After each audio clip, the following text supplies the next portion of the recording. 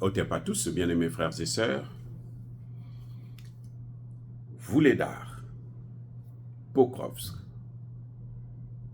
Toretsk, Kursk sont sur le point de tomber.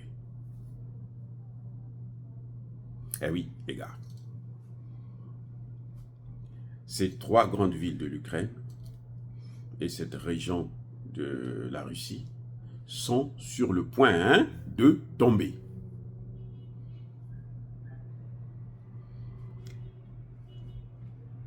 Volodymyr Zelensky, qui est venu aux États-Unis cette fois-ci pour vendre son plan de victoire aux Américains, notamment au président Biden, à la vice-présidente et candidate démocrate, comment on l'appelle, Kamala Harris, et à l'ancien président Donald Trump, candidat républicain, a donné des ordres, des instructions. Pendant que je suis en séjour aux États-Unis, ne donnez pas les résultats, ne publiez pas le nombre des morts ou de l'avancée des Russes.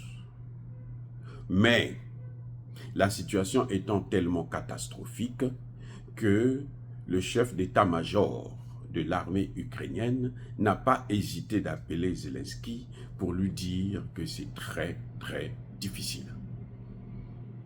Notamment dans ces trois grandes villes ukrainiennes, Pokrovsk, Vuhledar et Toretsk. Les Russes ont une tactique qui est simple. C'est celle du chaudron. Qu'est-ce qu'on appelle un chaudron? C'est une tactique militaire que les Russes sont en train d'utiliser dans cette guerre en Ukraine. Elle est caractérisée par le fait d'élargir le front. On l'élargit. À un moment donné, on commence maintenant à le refermer. Les deux bouts du front, on cherche à les recoller en créant un cercle dans lequel on va enfermer l'ennemi, l'adversaire. C'est ça qu'on appelle le chaudron. Et comme il est encerclé, alors il n'a plus autre choix en dehors de céder, de mourir jusqu'au dernier, ou encore d'abdiquer, de fuir.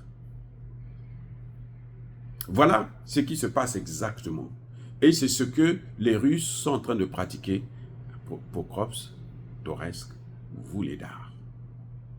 Les trois villes sont en train d'être prises en étau. Ce n'est même pas un sandwich, parce que le sandwich, il y a une partie, vous êtes au milieu. Non, là vous êtes encerclé. Le chaudron, c'est ça. Vous êtes encerclé, et puis maintenant, on vous neutralise. Si vous résistez, si vous êtes suicidaire, quoi. Voilà ce qui se passe. Et c'est ce que ces grandes villes sont en train de subir. Et c'est ce qui est en train de se passer aussi à Kursk. Vous avez appris que depuis un certain temps, les Ukrainiens n'avancent plus. Ils ont été stoppés net. Oui, ils n'avancent plus. Donc, ils sont encerclés. Ils sont en train d'être encerclés en tout cas. Et d'ailleurs, les Russes avaient commis l'erreur de détruire les ponts. Parce que quand vous voulez avancer, ben, il faut traverser les rivières, non? Vous n'avez pas traversé les rivières à la nage avec des tanks sur la tête, que je sache. À moins que ce soit des militaires qui viennent d'en haut. Donc, si vous voulez avancer, vous ne détruisez pas les ponts. Parce que vous allez traverser comment? Vous allez traverser par ces ponts-là. Vous-même, vous allez utiliser les mêmes ponts. Vous ne pensez pas? Non, on ne fait pas ça. Et ces ponts qui ont été détruits, ils ont détruit trois principaux ponts de la région de Kourx, qui pouvaient leur permettre d'avancer encore plus loin. Mais les Russes, qu'est-ce qu'ils ont fait? Au lieu de 3, ils ont construit plus d'une dizaine de ponts provisoires. Contrairement à ce qu'on va vous dire sur LCI et autres, ils ont construit plusieurs ponts, ils ont traversé.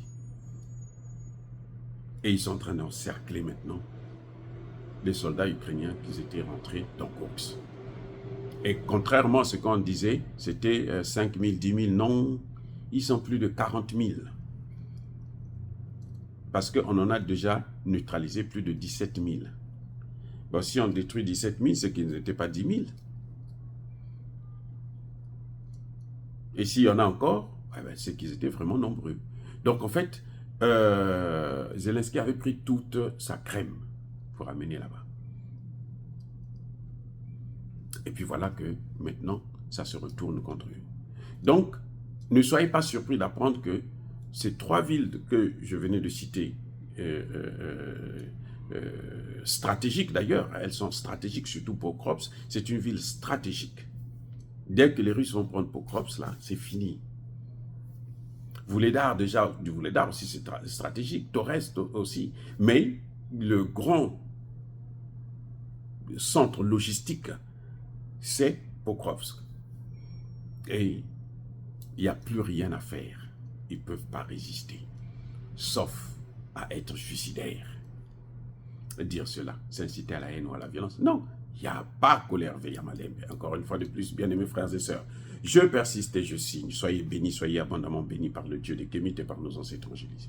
Mais que tous ceux qui persécutent le continent africain, le pillent et le déstabilisent, qu'ils soient noirs, blancs, chinois, arabes, juifs, indiens, qui qu'ils soient punis, maudits, foudroyés, neutralisés, écrasés, effacés par le Dieu des Kémites et par nos ancêtres évangélisés. Vive l'Afrique éternelle, j'ai dit et j'assume.